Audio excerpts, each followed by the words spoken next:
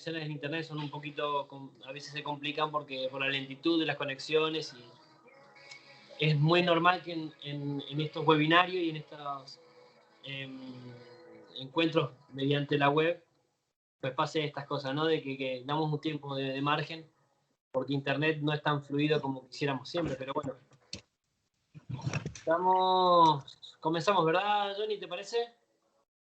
Perfecto. Damos la bienvenida y un fuerte abrazo desde el cariño a todas las personas que han tomado un momentillo en el día de hoy, en este día precioso, para tomar un buen rato que vamos a tener de compartir, que un tema que es muy importante, muy interesante, y sé que va a ser de gran bendición y ayuda para los que estamos buscando siempre esta verdad, ¿no? Y esta amplitud de nuestro conocimiento y enterarnos de mucho más cosas que están ahí, tan cerquita. Como decíamos recién y estábamos comentando, hay gente de Argentina, de Perú, de Chile, de Colombia, creo que de Ecuador. Bueno, hay también de varios sitios, lógicamente de España. Está Ecuador presente ahí, en España. Bueno, de aquí mismo de España tenemos a gente de Barcelona. También son parte del grupo, que es nuestro grupo, que comentarles un poco a todos los que se han conectado que pertenecemos a un grupo nuevo, relativamente, en formación, y nos llamamos la Fe de Israel. Y bueno, con muchísimo cariño, nuestro aquí hermano, amigo, Jonathan ha preparado un tema muy importante que como grupo habíamos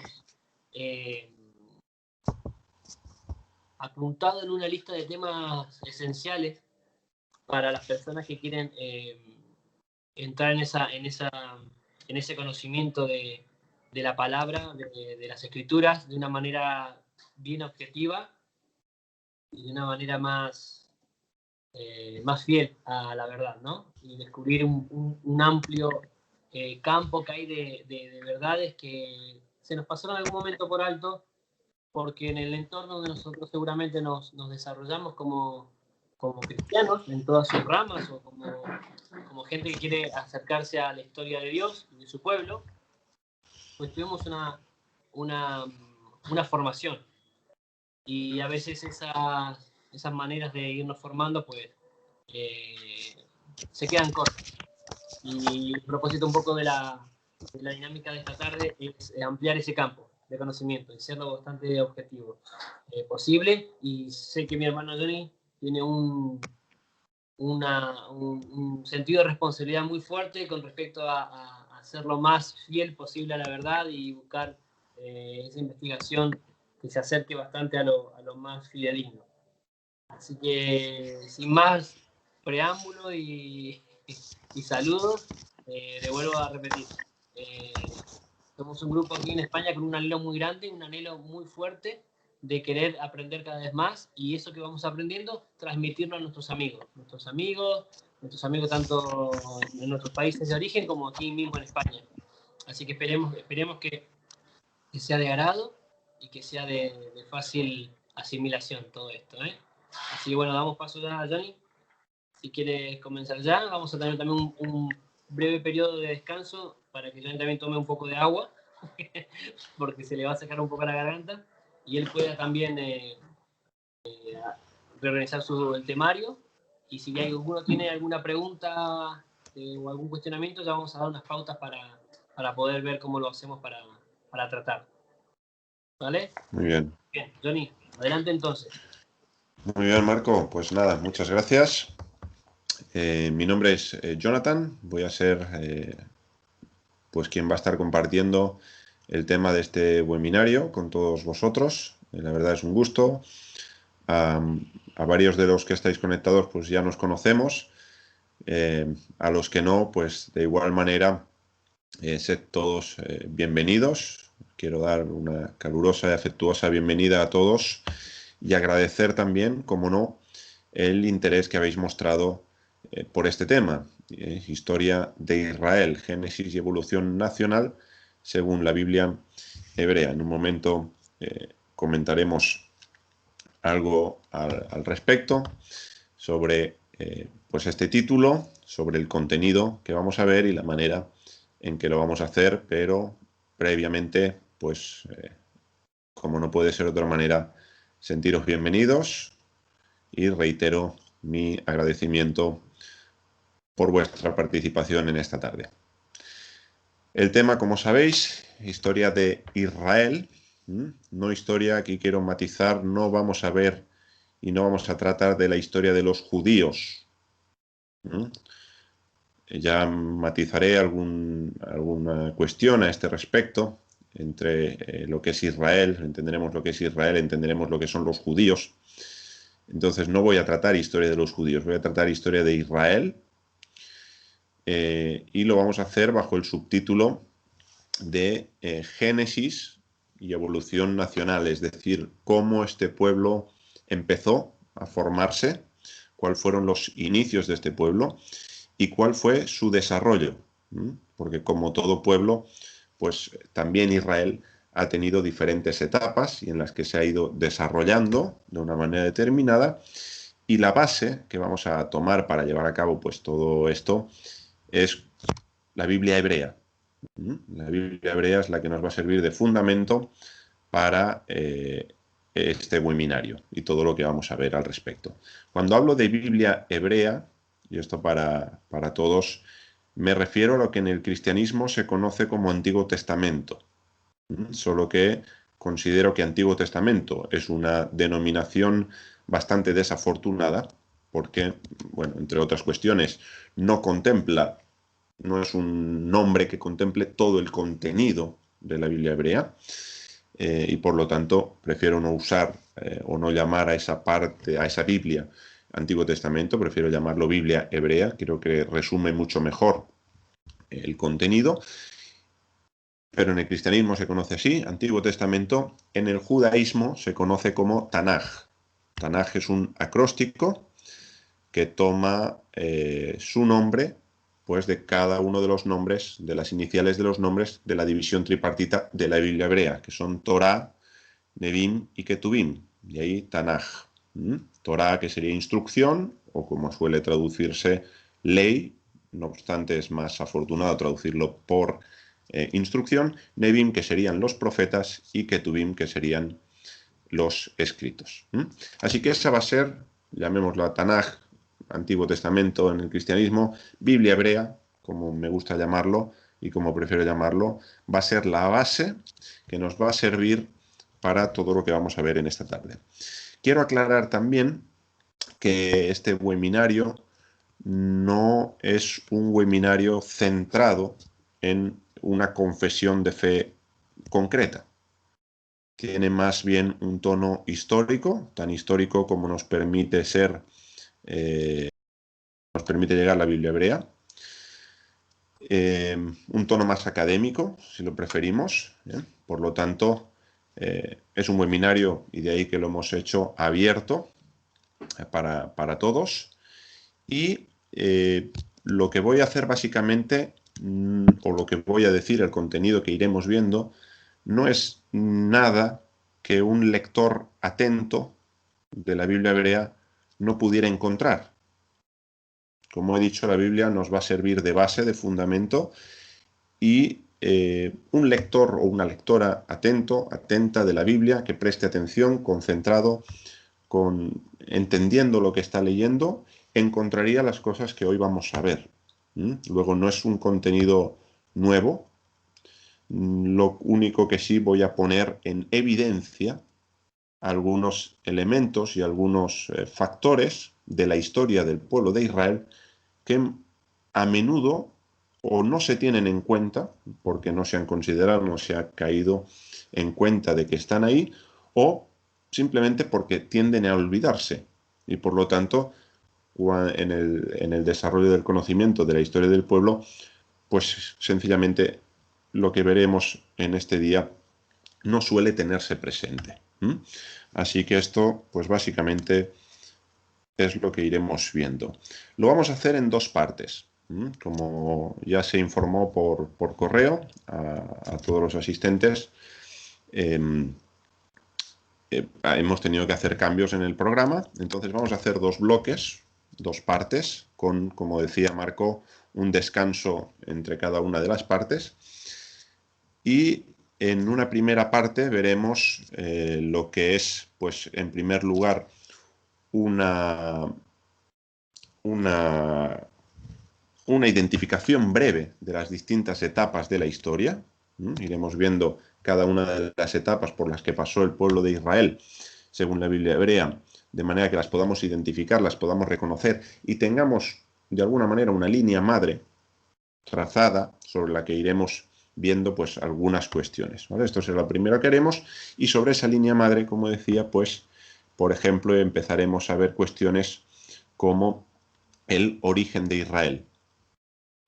¿De dónde viene este pueblo? ¿Dónde nació este pueblo?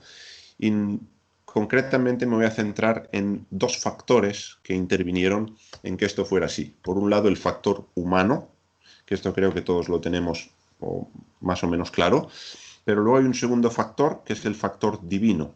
Es decir, Israel, primeramente como individuo y luego como pueblo, existe porque el Dios que se va a identificar como el Dios de este pueblo en la Biblia hebrea participa de manera muy evidente y posibilita de manera muy clara la existencia de este pueblo. De hecho, ya mencionaremos algunos textos, citaré algunos textos, donde Dios mismo dice que Él creó a Israel. Por lo tanto, hay un factor divino que intervino en el origen de este pueblo. Este va a ser uno de los primeros temas que trataremos. Y no solo Dios se va a identificar como el Dios creador de Israel, sino también como el Dios sustentador de Israel. Eso nos va a dar pie para hablar en este primer bloque que vamos a tener de la alianza entre Dios e Israel. En el antiguo Oriente Próximo era común a todos los pueblos que un pueblo y su Dios formaran una unidad, fueran uno y estuvieran vinculados por un pacto o una alianza. A este respecto, Israel no fue ninguna excepción. Israel y su Dios formaban una unidad, o al menos ese era el deseo del Dios de Israel, y estaban vinculados por un pacto. Luego, entender o conocer la historia de Israel no es posible si no conocemos al Dios de Israel y también al pacto, a la alianza que el Dios de Israel estableció con su pueblo. Además, en este apartado veremos también, Dios mediante, cómo uno era precisamente Israel en virtud de la fidelidad a este pacto. Así que el pacto era fundamental para tener una identidad y una pertenencia al pueblo de Israel. Bien, esta será la siguiente cuestión que trataremos en el primer bloque. Haremos un descanso y después continuaremos con otras dos cuestiones que son Israel y los gentiles, porque hay una especie de creencia, de mito latente, que sin decirlo, sin expresarlo, pero la gente suele creer, suele pensar que una cosa es Israel, y normalmente se suele y pensar más concretamente en los judíos. Israel y los judíos van de la mano, y en un sentido es cierto, pero que los gentiles, es decir, aquellos que no son judíos, no son parte de Israel, y es algo como muy extraño y muy ajeno a este pueblo. Entonces, en esta parte, en Israel y los gentiles, lo que veremos precisamente es que los gentiles no solo son el origen de Israel, sino que son una parte inseparable de Israel y que además forman a Israel. Dicho de otra manera, Israel sin gentiles no sería Israel. Uno no podría entender a Israel sin los gentiles, ni estaríamos teniendo este webinario sobre historia de Israel si en Israel no hubiesen habido gentiles. Porque los gentiles dieron forma a este pueblo, y ya entraremos y veremos algunos ejemplos de cómo incluso el linaje real de Israel es posible porque hay gentiles en él. Entonces todo esto lo iremos viendo, esto solo para que tengamos las ideas. Este será el primer tema del segundo bloque. Y el segundo será las dos casas. Las dos casas, no todo el mundo, no sé si conocerá esto, pero en algunos círculos se habla mucho de las dos casas. Y esto tiene que ver, como veremos en un momento de la historia del pueblo, en una de las etapas, el reino de Israel se dividió en dos, quedó el reino del norte y el reino del sur. El reino del norte recibió el nombre de Efraín y el del sur el de Judá, y de ahí se habla de las dos casas. Y hay una serie de profecías tocantes a el reino del norte, otras tocantes al reino del sur. Todo esto está en la Biblia hebrea, los profetas que aparecen en la Biblia hebrea hablan de esto, y se han dicho muchísimas cosas, especialmente en los últimos años, tocantes a las dos casas. Entonces, he visto necesario y conveniente terminar aclarando algunos aspectos referente a este tema de las dos casas, para ver la identidad de las dos casas, quién son realmente las dos casas, qué pasó realmente con el reino del norte y qué pasó realmente con el reino del sur. Y todo eso teniendo como fundamento la Biblia hebrea, y será ella la que nos diga, yo no voy a inventar nada, la que nos diga qué fue lo que ocurrió con cada una de ellas, y eso nos permitirá aclarar conceptos respecto a esta doctrina que en algunos círculos pues está muy en boga. Y no digo que no sea cierta, pero sí planteo que no cuenta todo, o ha dejado de lado algunos detalles que creo que son importantes a la hora de abordar esa cuestión. Bien, pues esto será lo que Dios mediante veremos, y vamos a empezar entonces con la identificación de las distintas etapas del pueblo de Israel.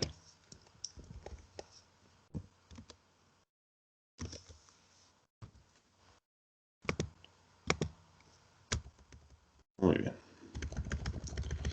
Aquí lo tenemos, disculpadme un segundo, que esto se había pasado. Muy bien.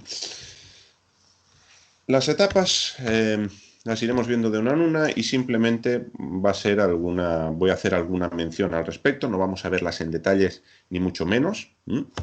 Aquí tenemos la primera de ellas. Sí. Vale.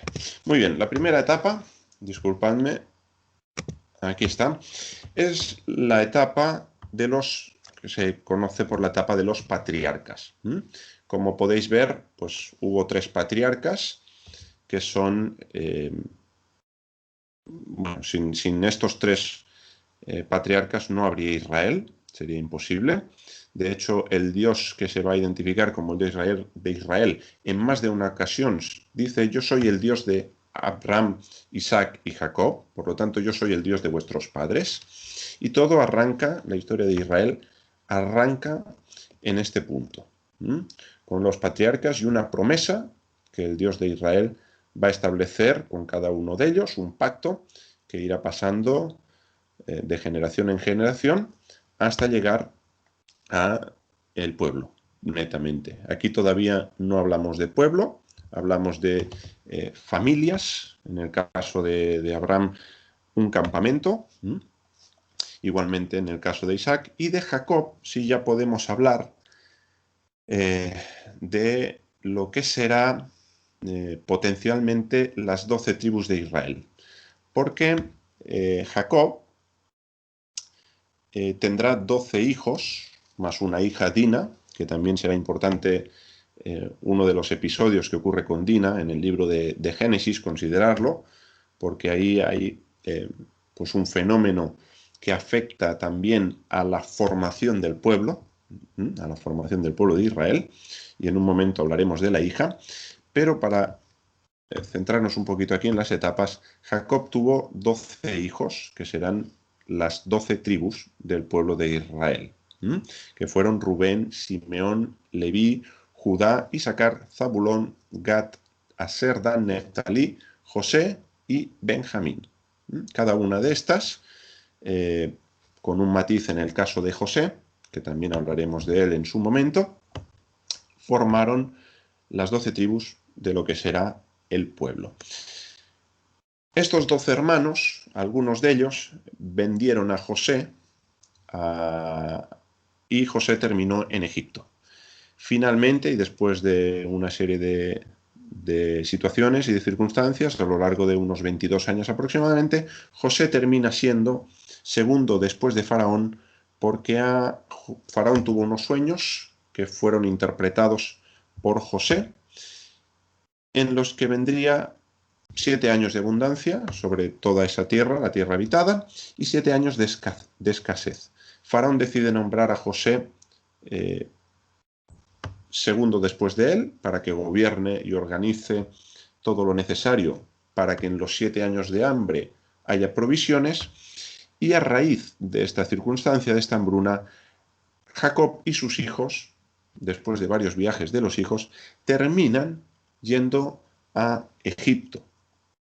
Descienden a Egipto, y es allí, en Egipto, donde Jacob y su campamento, la Biblia nos habla de unas 70 personas, probablemente hablamos de algunas más, contando que además tenían siervos, siervas, pues tenían ganado. Todo ese campamento termina en Egipto, y es allí en Egipto donde se va a levantar un nuevo faraón, esto ya está en el libro de Éxodo, que no conocía a José y que va a darse cuenta que ese campamento, que llegará a ser el pueblo de Israel en Egipto, es potencialmente peligroso. Es decir, puede venir una guerra contra Egipto y ese grupo que está en la tierra de Gosén puede aliarse con el grupo o la nación que venga en contra de Egipto. Por lo tanto, es necesario esclavizarlos porque se están multiplicando, cada vez son más numerosos, y esto es lo que hace ese nuevo faraón. Esclavizar a este grupo, que allí en Egipto ya sí podemos hablar de pueblo de Israel. Es a causa de esta esclavitud que nos encontramos ya en la siguiente etapa, que es el Éxodo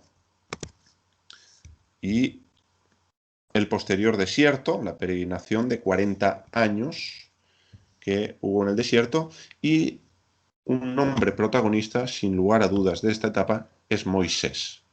Como decíamos, a raíz de esa esclavitud, Dios manda un libertador, que será Moisés, y a través de las plagas, y esto casi que es lo que más conoce la gente, también a través de las películas, pues Dios, por medio de Moisés, va a liberar a su pueblo.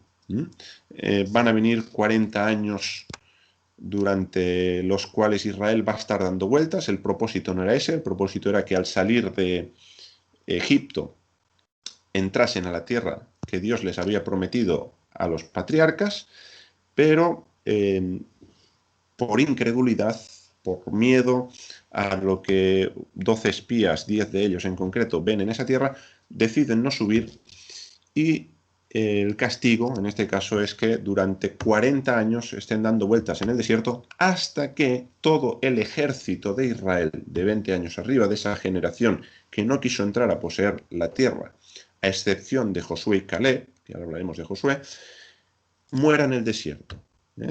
Esta es una idea que tenemos que tener clara, porque no es que murió Israel entero en el desierto. Quienes murieron en el desierto durante esos 40 años fueron los soldados de Israel. Uno empezaba a ser soldado de 20 años hacia arriba. Por lo tanto, todos aquellos que en el momento de entrar a tomar posesión de la tierra prometida después de salir de Egipto tenían 20 años hacia arriba, esa fue la generación que murió en el desierto. Y una vez muerta esa generación, entonces sí ya entramos a la siguiente etapa, que sería conquista y reparto de... Esta fue llevada a cabo por Josué. Josué fue el sucesor de Moisés, en este caso, y fue el líder que llevó a cabo lo que era la conquista de la tierra prometida, la tierra de Canaán, y también el reparto. En este tiempo no se echó a todas las naciones cananeas, quedaron varias facciones, y a raíz de eso, después de la muerte de Josué, el pueblo de Israel ya no continúa avanzando en esa conquista. Hay algunas pequeñas incursiones más y algunas pequeñas expulsiones más de los habitantes de Canaán, pero no mucho más. Y lo que ocurre es que el pueblo entra en un periodo de decadencia pues lamentable. Para lo que Dios tenía preparado para este pueblo, pues terminan llegando a unos extremos realmente de violencia, de agresividad, de guerras civiles entre ellos, de esclavitud, de depravación. Digamos que es una época oscura dentro del periodo del pueblo de Israel, de la historia de Israel, y es el periodo que se conoce como los jueces. Los jueces eran una especie de libertadores, no tanto nacionales como regionales, porque no siempre era todo Israel el que quedaba subyugado por esas facciones que habían dejado, o por moabitas a lo mejor, o filisteos, pueblos vecinos. Eran regiones las que quedaban invadidas o bajo el dominio de otros pueblos. Entonces, bueno, ahí hay personajes, por ejemplo, Sansón está dentro de esta etapa, y distintos jueces que Dios va levantando en momentos puntuales para efectuar una liberación, y durante un determinado tiempo Israel quedaba libre de nuevo de esa esclavitud a otros pueblos o a restos que habían dejado de los cananeos. El último hombre de este periodo, del periodo de los jueces, es Samuel. Samuel fue un profeta, alguien a quien Dios escogió de niño, y él va a ser la figura que va a actuar como transición entre este periodo del reparto de la tierra y de Israel estableciéndose en la tierra prometida, con lo que será la monarquía, porque hasta la fecha Israel no tenía monarca. Como he dicho, en la época de los jueces lo que tiene son una especie de gobernadores o libertadores, pero no tiene rey. Las otras naciones sí, y es a raíz de eso que el pueblo le pide rey, y se lo pide a Samuel en concreto, algo que a él le desagrada, pero Dios le dice que ponga rey sobre el pueblo, que no se preocupe, que no lo han desechado a él, no han desechado a Samuel, sino que lo han desechado a él. Israel desecha a su Dios al pedir rey, pero digamos que les da carta blanca en este asunto, y ya sí entramos en la etapa de la monarquía. La monarquía tiene dos etapas. La primera, que sería esta, Saúl, David y Salomón, que son los tres reyes no solo principales, sino los únicos que reinaron durante la etapa de la monarquía o del reino de Israel unido, que podríamos hablar, porque luego el reino se va a dividir, como vamos a ver, pero hablamos de esas 12 tribus que hemos mencionado, están bajo un mismo rey. Eso empieza con Saúl, aunque obviamente siempre hay grupos dentro de las 12 tribus que no están de acuerdo, por lo tanto es una monarquía, un reino unido, pero no todos de acuerdo. Estamos que un rey gobernaba las 12 tribus, eso sí, pero no todos estaban contentos siempre con el rey, y pues en otros casos lo que había era tentativas de golpes de estado, y pues todas las cuestiones que trae aparejadas una monarquía. Así que durante el tiempo que hablaríamos de monarquía del Reino Unido, pues el primer rey de ellos fue Saúl, que fue ungido por Samuel. Saúl, a causa de su pecado, fue desechado y fue escogido David. David, por lo tanto, no desciende de Saúl. Saúl era de la tribu de Benjamín, David de la tribu de Judá. David también es ungido por Samuel, y el que ya no será ungido por Samuel es Salomón, que Salomón sí fue hijo de David, y Salomón será el último rey de Israel unido. Disculpen, hay un micro abierto, no sé si podéis apagar los micrófonos, por favor. Gracias. Salomón como decía, pues va a ser la época, en un primer momento, de mayor esplendor del reino de Israel, que va a conseguir mayor territorio, mayor posesión del territorio, va a tener paz en varios de sus contornos, va a llegar a alianzas importantes, principalmente con Tiro, pero va a ser una época de esplendor, al menos durante una primera época, porque luego Salomón, bueno, entre otras cosas, va a empezar a tomar esposas, se va a casar con mujeres extranjeras de otras naciones y va a empezar a incorporar la religión de estas otras naciones. Por lo tanto, dentro de Israel se va a dar lugar lo que al menos con David no se había dado, que es una época de mucha idolatría. A causa del pecado de Salomón, Dios, dicho por Dios mismo, va a dividir el reino. Así que después de esa monarquía, de ese reino unido, ya nos encontramos con esa división del reino. ¿Qué ocurre? De esto hablaremos más, por eso ahí no me voy a detener mucho, porque ya ahondaremos en esta parte, Dios mediante, en el segundo bloque del webinario.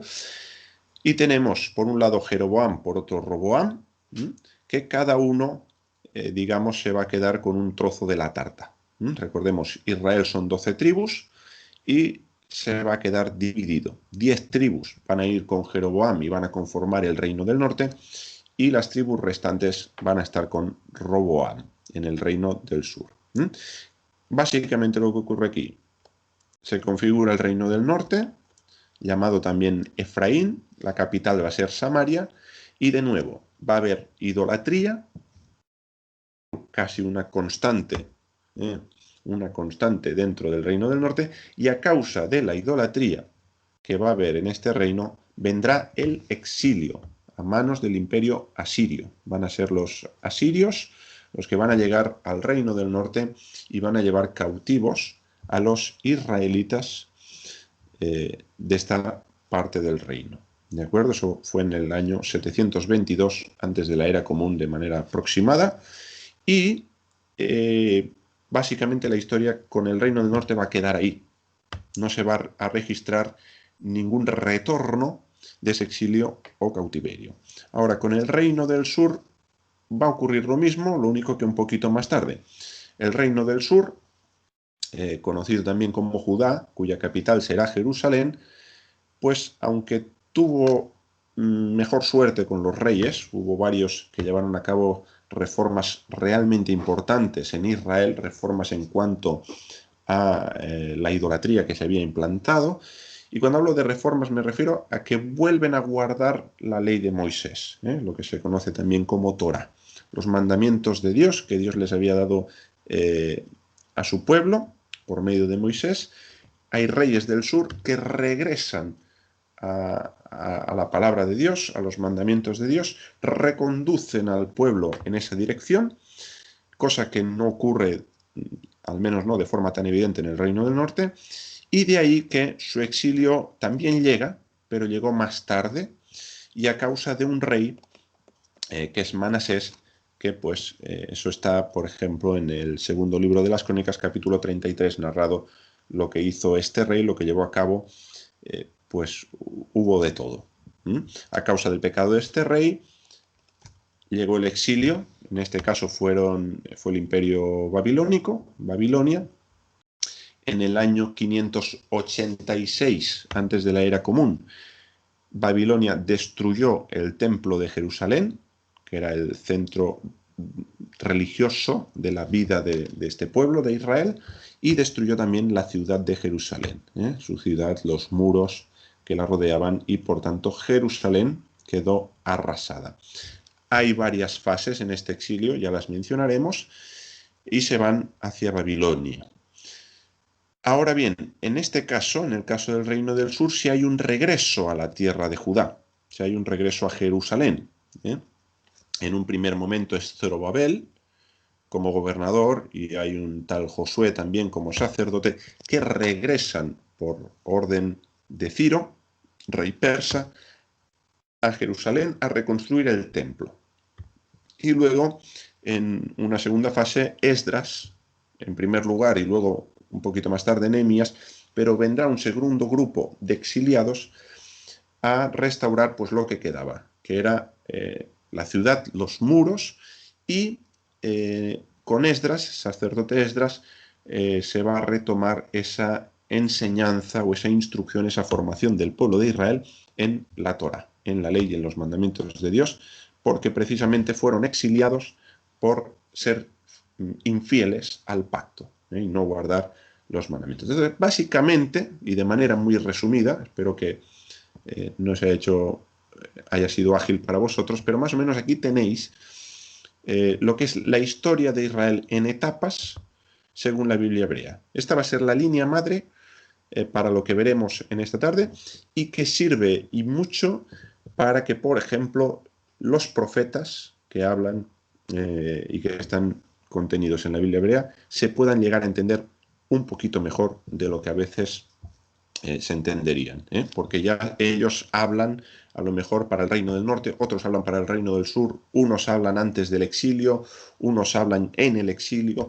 Entonces, entender todo esto puede ayudar también a entender la Biblia hebrea. Bien, visto esto, que será la línea madre, vamos a empezar a considerar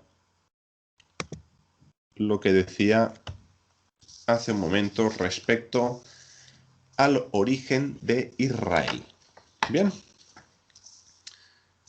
como he dicho, Israel, hay dos factores que intervienen en su origen, en que Israel sea Israel y en que Israel sea un pueblo. Y el primero de ellos es el factor humano. Hubo hombres y mujeres que hicieron que este pueblo fuera posible. Y vamos a ver, me gustaría que nos fijemos en este caso, porque vamos a hablar de los patriarcas, de Abraham, Isaac y Jacob, esos tres patriarcas en esa primera etapa inicial que he comentado, y voy a poner en evidencia o de manifiesto cuál era su nacionalidad y cuál era su fe o su religión, sin entrar en muchos detalles, a modo de pincelada, pero sí entender cuál fue su fe, qué creían ellos. Porque con estos tres personajes ocurre como ocurre con otros personajes de las Escrituras. Cuando tú hablas con un cristiano, resulta que Abraham era cristiano, Isaac era cristiano y Jacob era cristiano. Es decir, Abraham, Isaac y Jacob creen lo mismo que cree un cristiano a día de hoy. Digamos que el cristiano los ha convertido al cristianismo. Si tú hablas con un judío, el judío ha hecho lo mismo. Ha convertido al judaísmo a Abraham, Isaac y Jacob, y Abraham, Isaac y Jacob eran judíos. Pero judíos que practicaron el judaísmo de nuestros días, el judaísmo que se practica a día de hoy. Es increíble, pero los convierten, los hacen prosélitos del judaísmo prácticamente. Y si hablas con un musulmán, en el caso de Isaac no, porque ellos se van por Ismael, pero si hablas de qué era Abraham y qué creía Abraham, un musulmán te dirá que Abraham era musulmán.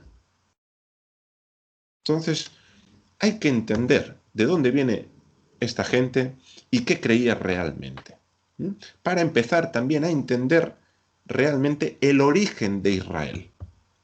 ¿De dónde viene este pueblo? Entonces, con Abraham, primer patriarca. Abraham, la Biblia hebrea, registra que era de Ur, una ciudad, y dirá también de los caldeos. Los caldeos son los habitantes de lo que llegará a ser Babilonia.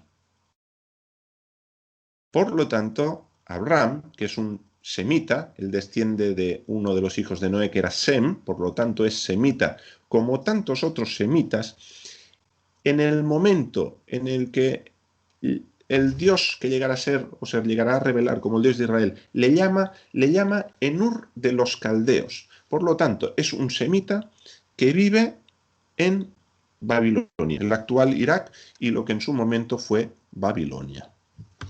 Bien, luego mencionaremos algunas cositas respecto a lo que él creía, su fe, porque esto también a veces no se tiene en cuenta. Vamos con su hijo. Abraham tuvo un hijo que se llamó Isaac, que fue el siguiente patriarca, y Abraham y Sara han emigrado a Canaán, ya están en Canaán, y es en Canaán, después de 25 años en Canaán, que nace Isaac. Por lo tanto, si tenemos que hablar de alguna nacionalidad, en el caso de Isaac sería cananea. Isaac nace en Canaán, por lo tanto es cananeo. Isaac tomará, mejor dicho, le tomarán una esposa que será aramea. Así que un cananeo va a establecer matrimonio, una alianza matrimonial, con una aramea. Aquí no tenemos Israel por ningún lado. Ya veremos. Aquí lo que tenemos por ahora son gentiles, netamente gentiles. Así que Isaac, padres caldeos, cananeo, casado con una aramea. Isaac y Rebeca tienen gemelos. Uno es Esaú, que él seguirá su curso, nosotros nos quedaremos con Jacob, porque a Jacob Dios le va a cambiar el nombre, le va a llamar Israel, y de Israel, como he dicho, vendrán las 12 tribus y vendrá el pueblo. Jacob, como he dicho, sus papás, uno es cananeo, su mamá es aramea, y él mismo, que nace en Canaán, pasa gran parte de su vida, unos 20 años aproximadamente, en la tierra de Aram. Y por lo tanto, que es allí donde él toma esposa, porque su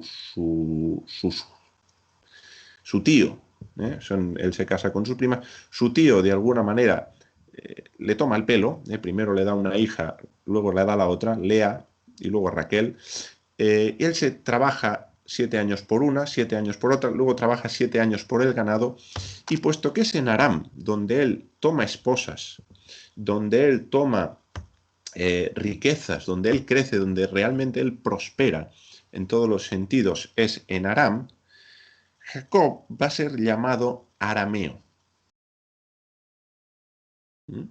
Así que Israel, Jacob, a quien Dios le va a llamar Israel, el individuo, Israel, no el pueblo, sino la persona de Israel, es arameo. Y esto no lo digo yo. Esto era algo que tenía que decir el oferente, el israelita, una vez ya dentro de la tierra prometida. Durante la cosecha, en lo que era la fiesta de primicias, él presentaba las primicias, en lo que primero será el tabernáculo y luego será el templo. El oferente israelita tenía que rezar la siguiente oración, que empezaba diciendo: un arameo moribundo fue mi padre. Y aquí el israelita, que estaba trayendo la ofrenda de primicias del fruto de la tierra prometida, estaba diciendo, porque Dios así se lo ordenó por medio de Moisés, y reconociendo que su pasado como israelita hunde sus raíces en un gentil, un arameo que además, dice el texto, era moribundo, por esa hambruna que ya he mencionado, que se presenta sobre todo en la tierra habitada, y por la que Jacob, Israel, tiene que bajar a Egipto, cosa que seguía rezando el oferente. Esto lo tenemos en Deuteronomio 26, esta oración. Y es clave para entender el origen humano de este pueblo que es Israel. Un arameo moribundo. Como he dicho, en este punto no hay judíos por ningún lado. No hay judíos, no hay cristianos, no hay musulmanes. Todo esto viene mucho después. En este punto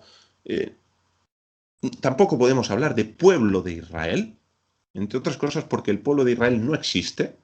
No hay tal cosa como un pueblo. Hay un hombre que se llama Israel que tiene 12 hijos. Por lo tanto, hay un clan familiar como mucho.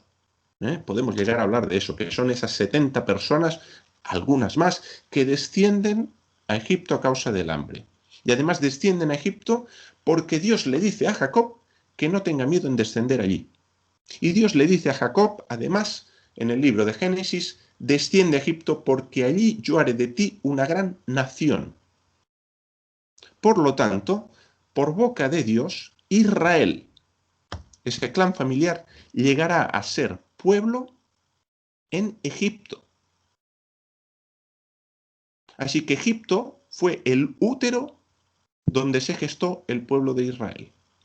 Así que por un lado y de manera individual, Israel hunde sus raíces en un gentil, o en unos gentiles que son sus padres, sus antepasados, sus ancestros, Abraham, Isaac y Jacob, de manera concreta Jacob como un arameo, y no solo eso, sino que como pueblo nace en Egipto.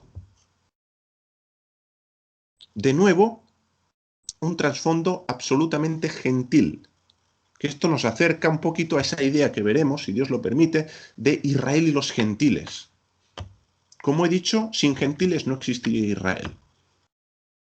Y es que no puede ser de otra manera. No puede haber un pueblo de Israel antes de un pueblo de Israel. Es necesario que algo cree a ese pueblo. Y por lo tanto, lo que crea ese pueblo no puede ser ese pueblo. Ese pueblo se crea a través de 3 padres, 3 matrimonios gentiles. Clave, la oración de un arameo a punto de perecer o moribundo fue mi padre, que desciende a Egipto, como he dicho, y como he dicho es allí que como nación nacerá. Es decir, Egipto fue la nación que vio el nacimiento de Israel como pueblo. De hecho, es allí donde ya hablamos de nación ya constituida. El mensaje, de hecho, de Dios a Faraón por medio de Moisés será: deja ir a mi pueblo. Ahí ya tenemos un pueblo. Y tenemos un pueblo, y lo vemos en 2 puntos.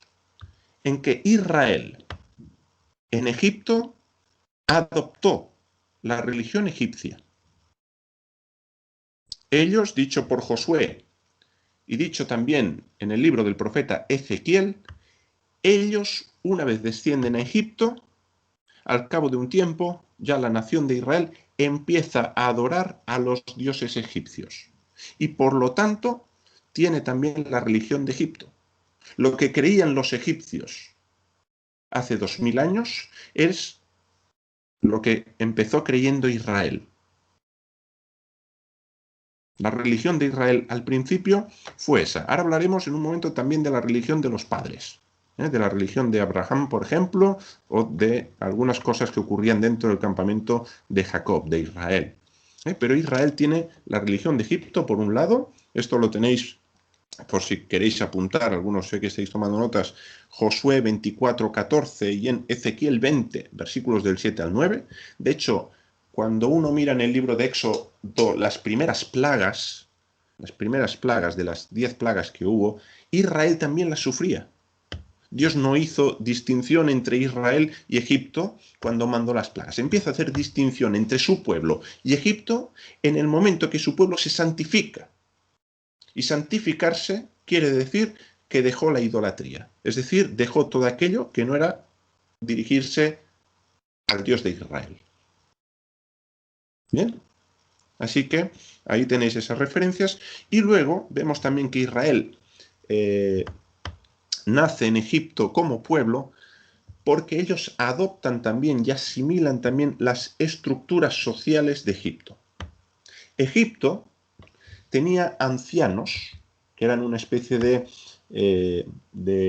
cuerpo regente nacional, una especie de gobernantes, jueces, cumplían distintas funciones los ancianos en aquella época, una especie de magistrados, y Egipto ya tenía magistrados mucho tiempo antes de que Israel llegase a Egipto. Tenía esto se ve en el libro de Génesis, cuando muere Jacob, que muere en Egipto, dicho sea de paso, los ancianos de Egipto y los ancianos de la casa de Faraón van al entierro de Jacob. Por lo tanto, Egipto, antes de que haya un Israel como pueblo en Egipto, tiene ancianos.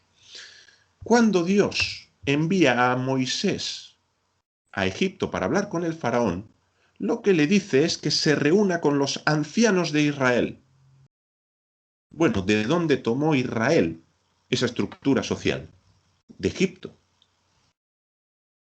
Por lo tanto, a nivel tanto religioso como a nivel social, Israel es, permitidme la expresión, hijo de Egipto. Como pueblo, sus inicios están en esa nación, en Egipto, de la que llegan a ser esclavos y de la que Dios le va a redimir y le va a decir: no hagas como en Egipto. Y saben muy bien de lo que está, a lo que se refiere Dios cuando Dios les dice esto. Así que Israel nace como pueblo en Egipto. Ahora, antes de este momento, lo más lejos que podemos llevar a la hora de hablar de los patriarcas de Israel, de Abraham, de Isaac, de Jacob, es hablar de hebreos, pero no como una referencia nacional, que llegará a ser una referencia nacional, pero en este momento es una referencia geográfica, territorial, porque el término hebreo lo que significa es el del otro lado, el que ha cruzado.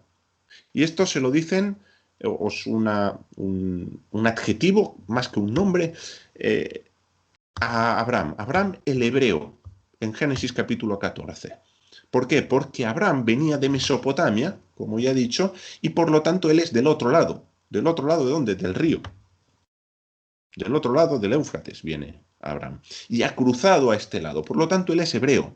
Tan hebreo como cualquiera que hubiese cruzado. Para Abraham, lógicamente, esto tiene unas implicaciones. Y para todos los descendientes de Abraham, tiene unas implicaciones que él fuera hebreo, pero no una referencia, como digo, geográfica o territorial, no nacional.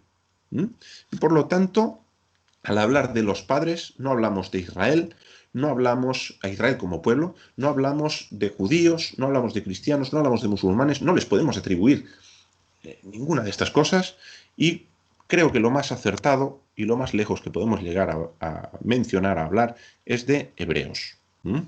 Abraham fue llamado así, José, hijo de Jacob, será llamado así también, el hebreo que está en Egipto como esclavo en su momento, antes de ser gobernador, será llamado también hebreo, y quien no recibirá esta nomenclatura, no significa que no lo fueran, será Isaac y Jacob. Isaac es casi el único que no cruza porque él no se movió de la tierra prometida, él no salió.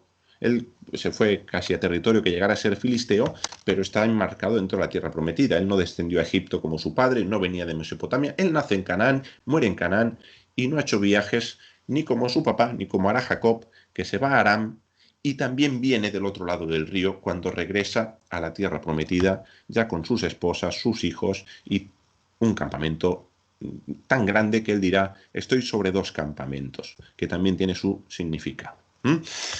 Así que hablamos de hebreos y por tanto los orígenes individuales, los orígenes ancestrales de Israel son gentiles. Y como he dicho, cuando hablamos de gentiles hablamos de naciones que no son Israel, personas que pertenecen a una nación que no es Israel. Eso es un gentil. Y en su momento, como no puede ser de otra manera, Abraham, Isaac y Jacob son y fueron gentiles. Por lo tanto, los orígenes ancestrales de Israel están en la gentilidad. Ahora, como he dicho, esto en cuanto a la nacionalidad de Abraham, de Isaac y de Jacob, pero en cuanto a su fe, brevemente, no sé cómo vamos de tiempo, vamos bien todavía, tenemos que hablar de la fe de Abraham. ¿Qué creía Abraham? Porque, como hemos dicho, él estaba en Mesopotamia, Babilonia, y allí, digamos que no creían en el Dios de Israel, entre otras cosas, porque no hay Israel, no puede haber Dios de Israel. El Dios de Israel estará cuando esté Israel, que esto es en Egipto, en el periodo de Éxodo. Ahí es cuando empieza Dios a identificarse con un nombre, el tetragramatón, Yud, Hei, Vav, Hei. Ahí es cuando Dios se va a revelar de esa manera, pero antes no. Es más, se lo dice a Moisés: por mi nombre yo no me di a conocer ni a Abraham, ni a Isaac, ni a Jacob. Por lo tanto, Abraham, Isaac y Jacob nunca escucharon hablar de un tal Jehová. El tetragramatón, que algunos pronuncian de una manera, otros de otra, Yahvé, Yuhvé, Yud-Hei, Uva-Hei, el tetragramatón, Abraham, Isaac y Jacob nunca lo escucharon. Y si nos vamos más para atrás, antes de que ese Dios que se va a revelar a Abraham se revelase a Abraham, ¿qué creía Abraham? Bueno, pues Josué, en su último discurso antes de morir, en el libro que lleva su nombre, capítulo 24, nos va a decir que Abraham era idólatra, que no adoraba a lo que ellos adoran hoy, que es el Dios de Israel. Adoraba a otros dioses. Y esto le pese a quien le pese, porque dentro del judaísmo, como he dicho, Abraham fue el primer judío, y él era monoteísta. Su padre no, su padre era pagano, pero él era monoteísmo y él enseñó el monoteísmo al mundo. Bueno, esto no existe en la Biblia hebrea.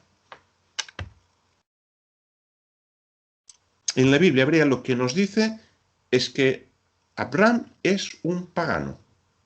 No solo es gentil, sino que es idólatra. Él adoraba a más de un dios. Era politeísta, porque en Mesopotamia se adoraba a infinidad de dioses.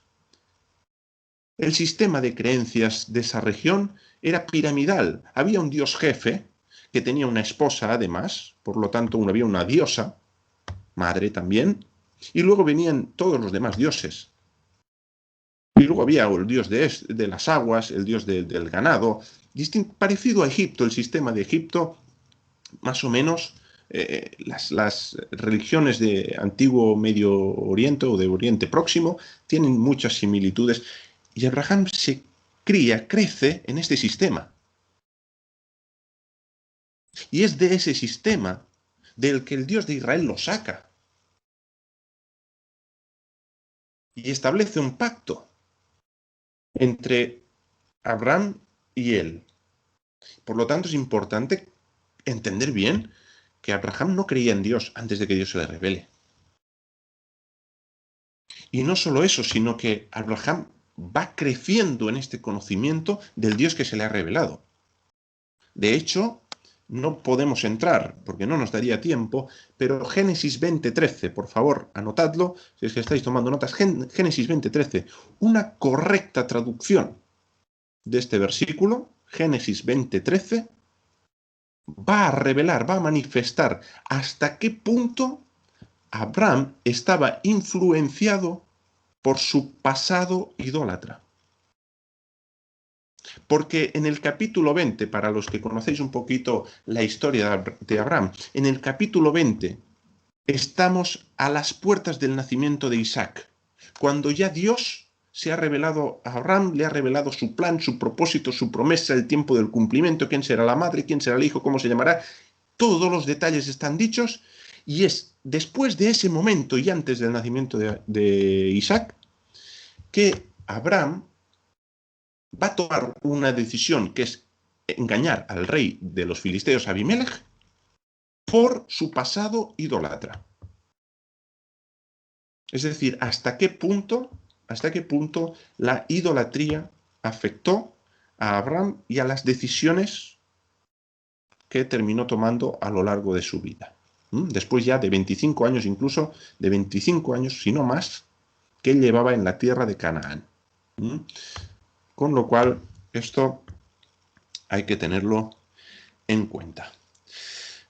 Esto en cuanto a Abraham. De Isaac no se nos dice demasiado a este respecto, pero sí de Jacob. En concreto, del campamento de Jacob. El campamento, cuando hablo de campamento, hablo de sus mujeres, sus concubinas, que tenía 2 mujeres, 2 concubinas, de sus hijos, de los siervos, las siervas. Es decir, no pensemos solo como bajo nuestra mentalidad en una familia que cabe en un piso. Esa gente vivía en tiendas y hablamos de que allí era un camping. Imaginemos un camping, pues Jacob tenía un camping, por decirlo así, igual que Abraham, igual que Isaac. Eso era un camping. Esa es la idea que se ajustaría más a la forma de vivir de ellos que no a la nuestra. La nuestra, la de nuestras culturas. Dentro del campamento de Jacob se practicaba la idolatría. Lo primero y lo más llamativo a este respecto es que cuando Jacob deja a Labán, su tío, que también será su suegro, deja a su tío para volver a la tierra de Canaán y se lleva pues a sus esposas, a lo que es suyo al final, y huye por miedo, porque pues Labán lo va de alguna manera, le va cambiando el contrato según se levanta. Ahí hay una serie de engaños que Labán lleva a cabo con Jacob. Engaños, más que engaños, son tretas, son triquiñuelas. Al final, pues Jacob dice, no me queda otra que huir, no decírselo a Labán, yo me voy, porque si no, no tengo manera de hacerlo. Una de sus esposas, Raquel, se lleva, y esto lo tenemos, creo que es en Génesis 31, capítulo 31 de Génesis, se lleva los terafines de su padre. ¿Qué es un terafín? Un ídolo familiar. Una estatuita a la que la familia pues, le ponía velas, le pedía cosas. Entonces Raquel hurta los ídolos de la casa de su padre y se los lleva consigo. Hasta tal punto es así que Labán se da cuenta de que Jacob ha huido, va tras Jacob, avisado por Dios de que no lo haga nada, porque ya yo creo que Labán ya tenía ciertas intenciones de las que Dios le tiene que refrenar, llega y dice, oye, me habéis robado mis ídolos, me habéis robado mis terafines. Jacob, que no sabe nada del asunto, dice, bueno, busca, a ver que si lo encuentras, tuyo es. Y el que en mano de quien lo encuentres es culpable. Pero yo no sé nada de esto. Y Raquel esconde los ídolos, el terafín. No serían muy grandes, pero los esconde, se sienta encima de ellos, tapaditos, dice, papá, perdóname, no me levante, estoy con el periodo, pero debajo está escondido el terafín. Y el papá no encuentra terafines por ningún lado, se vuelve y los terafines quedan en poder de Raquel. Y la Biblia no nos dice, la Biblia hebrea no nos dice en ningún momento que Raquel se desprendiese de esos ídolos. Por lo tanto, dentro del campamento de Jacob, por la propia esposa de Jacob, que será madre de José y luego de Benjamín, ella tiene ídolos en su poder. Y esto es como aquellos que dicen, no, yo tengo la estampita, pero por tener. No, cuando tú tienes algo de esto, no es por tener. Es porque obviamente crees que tiene algún tipo de poder y por lo tanto lo consideras un Dios aparte del Dios de Israel, o el Dios que se va a revelar como Dios de Israel. Por lo tanto hay idolatría. No solo eso, sino que hay un episodio en Génesis 35, creo que es, no sé, 34 o 35, después de que, creo que es 35, pero ocurre después de la violación de Dina.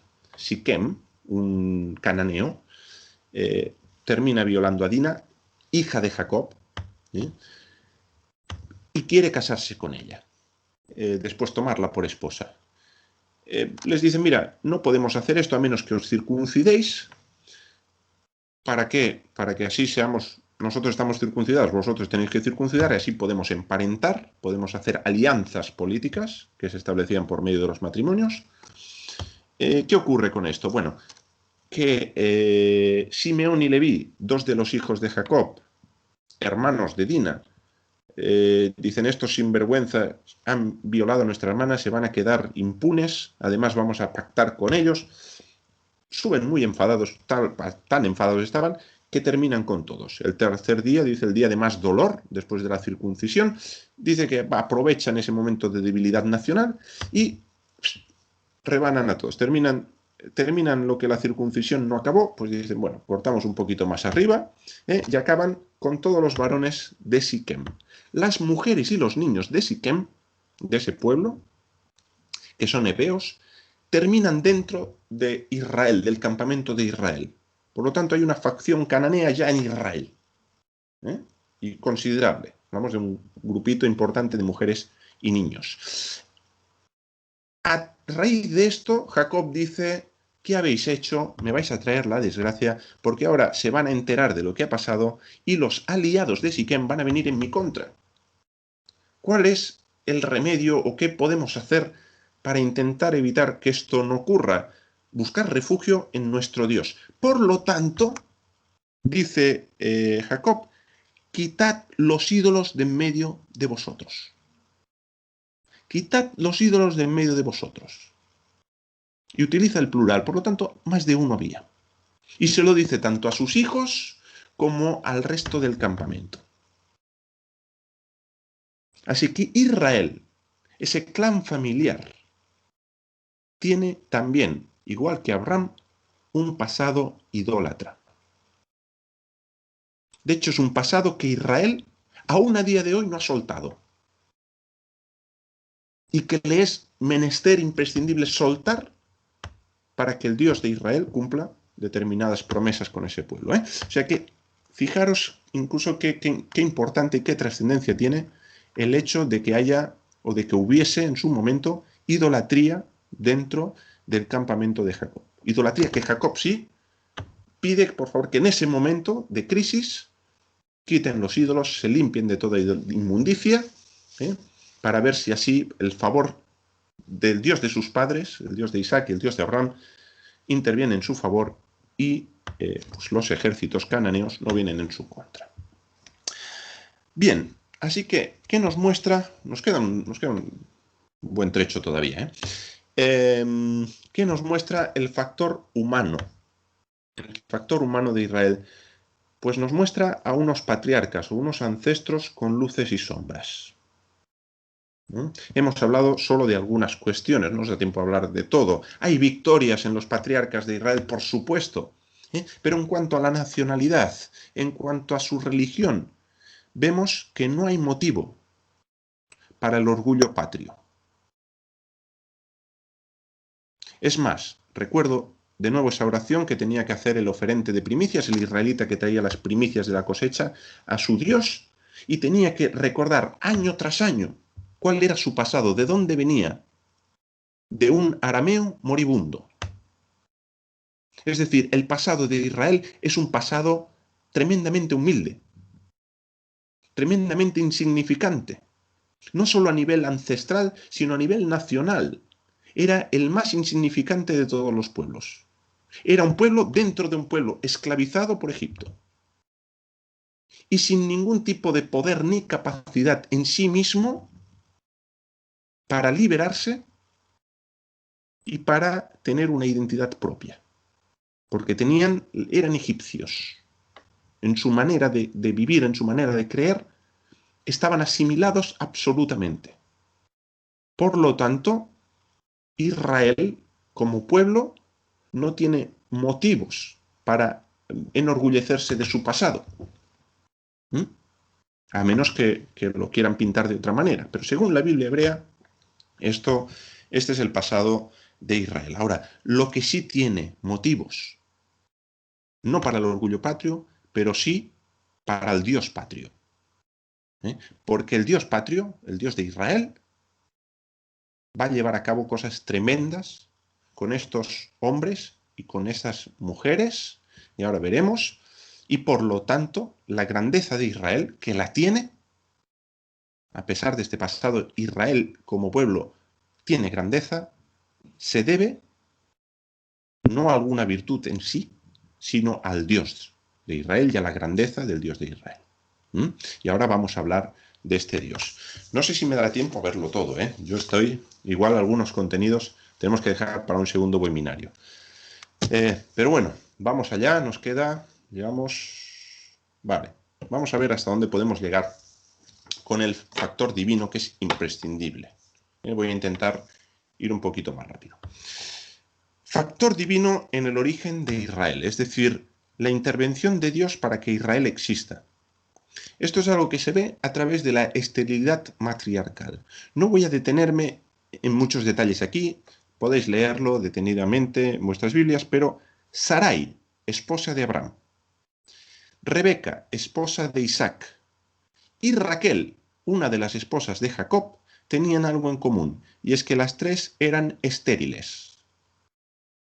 Sarai, la que fue madre de Isaac, era estéril. No solo estéril, sino que el texto hebreo contempla la posibilidad de que no tuviera útero. Por lo tanto, ya no es que tengo el útero y no me funciona bien, es que cabe la posibilidad de que Sara no tuviera ni útero. Esa mujer era imposible de que tuviera hijos. Imposible. No podía albergar vida en su interior. No solo eso, sino que a lo imposible se le añade una dificultad más, y es que Sara, en el momento de dar a luz a Isaac, ya había entrado en la menopausia. Por lo tanto, no estaba ni ovulando esa mujer. Y es a través de la intervención de Dios que Sara puede tener un hijo. Por lo tanto, si Dios no interviene, no hay Israel, porque no está Isaac, y de Isaac vino Jacob, al que Dios llamó Israel. Por lo tanto, hay un importante o un evidente, un manifiesto, operación sobrenatural de Dios para que Israel llegue a ser. De la misma manera que operó en Sara, lo hizo en Rebeca, la esposa de Isaac. Además, Rebeca, si tuviéramos tiempo, escogió a Rebeca. Dios escogió a Rebeca como esposa para Isaac. Abraham manda a un siervo a buscar esposa para Isaac y el siervo le pide una señal a Dios, señal que se cumple en Rebeca. Y por lo tanto el siervo entiende, esta es la mujer que Dios ha escogido. Bueno, todos esperaríamos que esta mujer fuese fértil, pero no es así, también es estéril. Y por lo tanto Dios, después de 20 años, en el caso de Isaac, con Abraham y Sara fueron 25, en el caso de Isaac y Rebeca, Rebeca tardó 20 años, desde que Isaac la tomó por esposa, hasta que dio a luz hijos, 20 años sin tener hijos. Isaac intercede por su esposa, Dios atiende el ruego de Isaac, y de Rebeca nace Esaú y Jacob. Por lo tanto, de nuevo vemos como la intervención de Dios es imprescindible para que haya descendencia, y la descendencia que llegará a ser Israel. Así que Jacob, al que Dios le llamará Israel, nació porque Dios quiso que naciera. Y esto tenemos que tenerlo presente. De Jacob, Raquel, estéril también. ¿Quién viene de Raquel? Dios obró en Raquel, Dios escuchó a Raquel en un momento determinado porque Lea no paraba de tener hijos. Dice, Dios aquí me ha abandonado. Además, en un momento le increpa a su esposo, dame hijos o me muero. Jacob le tiene que recordar, yo no soy Dios. Yo no puedo hacer que tú te quedes embarazada. Es Dios el que lo va a hacer y lo hace. Por lo tanto, en las palabras de Jacob está implícito también esta creación de Israel, esta creación divina de Israel. Y de Raquel viene José. José, que es al que Dios va a usar para preservar con vida a todo el pueblo de Israel. Bueno, en el clan familiar, luego lo que resultará en el pueblo. Y de José viene un hijo que se llama Efraín. José tuvo dos, Efraín y Manasés, pero Efraín es clave también en lo que respecta al proyecto de Dios para Israel, a la historia de Israel. Entonces, vemos cómo Israel existe por voluntad divina. Dios, el Dios que dice yo soy el Dios de Israel, creó a Israel. De hecho, como se puede ver en el Deutero Isaías, en el segundo Isaías, Isaías tiene varios autores, del capítulo 40 en adelante de Isaías, que se llamaría Deutero Isaías, el segundo Isaías, encontramos las declaraciones de que Dios, dichas por Dios por boca del profeta, yo soy tu creador, yo soy tu hacedor, yo soy tu formador, y le está hablando a Israel. Por lo tanto, en este sentido, Dios es el padre de Israel. A nivel humano, Abraham, Isaac y Jacob, pero está ese factor divino imprescindible para la existencia de Israel. ¿Bien? Por lo tanto, la existencia de Israel es una prueba de la existencia de Dios. Si Israel existe es porque Dios existe. Porque según la Biblia hebrea, es Dios el que ha creado no solo a los ancestros, sino también al propio pueblo. Y no solo lo ha creado, sino que le ha dado nombre. Dios le dio nombre a Israel. Israel, ese nombre no estaba en la faz de la tierra. Estaba Jacob, y es Dios el que le dice a Jacob, ya no será tu nombre más Jacob, ahora te llamarás Israel. Por lo tanto, Dios como Padre de Israel le da nombre. y le pone nombre. Y dar nombre a algo es hacerlo ser, hacerlo existir. Lo que no tiene nombre no existe. Por lo tanto, Dios, al darle nombre a Israel, lo que está haciendo es que Israel exista, que Israel sea. Ahora, no solo Dios creó a Israel, y no solo es el padre de Israel, sino que Dios le dice a Israel, mío eres tú. Y esto también lo encontramos en Isaías, capítulo 43. Mío eres tú. Por lo tanto, Dios está estableciendo una relación de pertenencia. El Dios de Israel establece una relación de pertenencia con este pueblo y le dice a este pueblo, a Israel, tú me perteneces a mí. Ahora, no solo Israel le pertenece a Dios, y por lo tanto, Israel es el Israel de Dios desde siempre. Esto de que hubo un tiempo donde Israel era una cosa y luego había un Israel de Dios, no, Israel es de Dios desde siempre. A él le ha pertenecido siempre este pueblo. Porque Él lo ha creado, Él lo ha formado, Él lo ha hecho, de la misma manera que Dios formó y moldeó del barro de la tierra al hombre en Génesis 2, así también se nos presentan ilustraciones y figuras para hablar de Israel, de que Dios ha moldeado a Israel, le ha dado forma, y ha soplado en sus narices aliento de vida para que Israel sea Israel.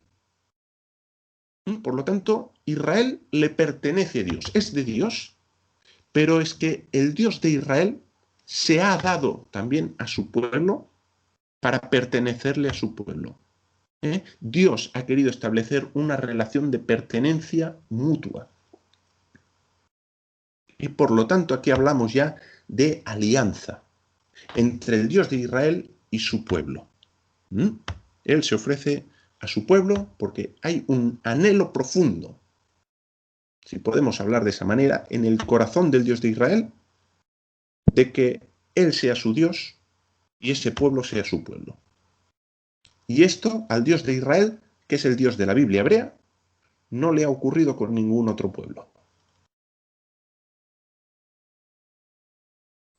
No le ha ocurrido con ningún otro pueblo. Y aquí entraríamos, o deberíamos entrar, a hablar del tema de la alianza.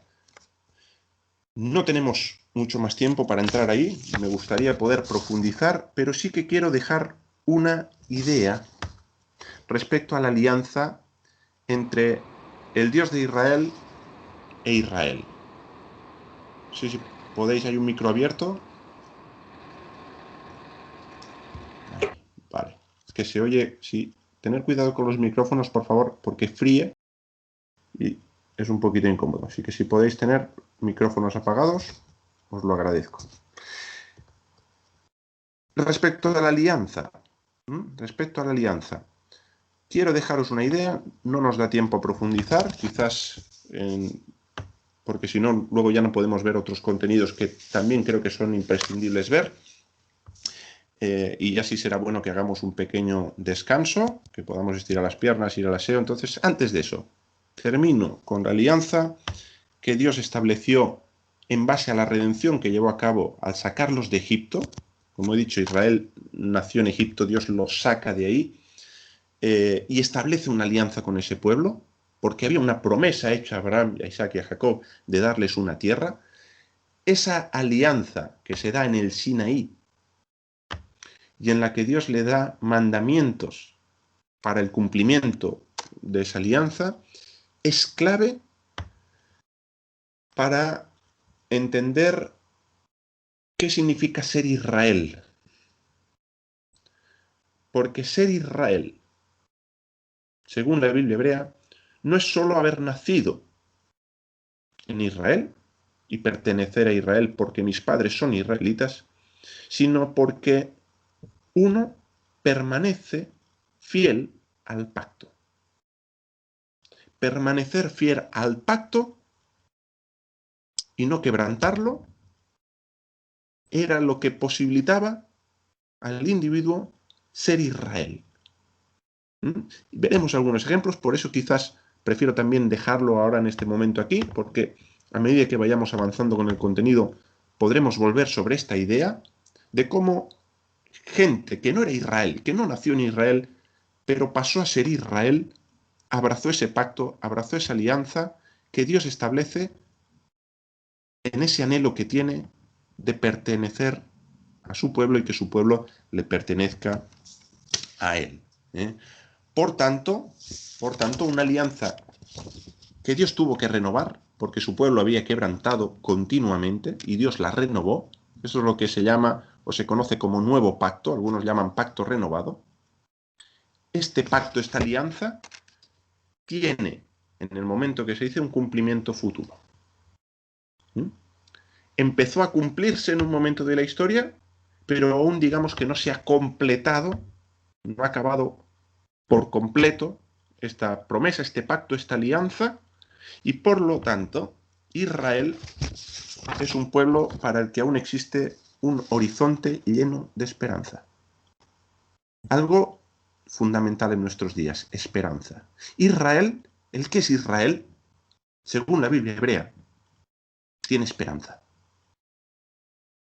Por lo tanto, la historia de Israel es una historia que trasciende la Biblia hebrea, que se sigue escribiendo aún a día de hoy y que se completará hasta que todas las palabras del Dios de Israel se cumplan. Muchas gracias. Pasamos al descanso, si os parece, Marco.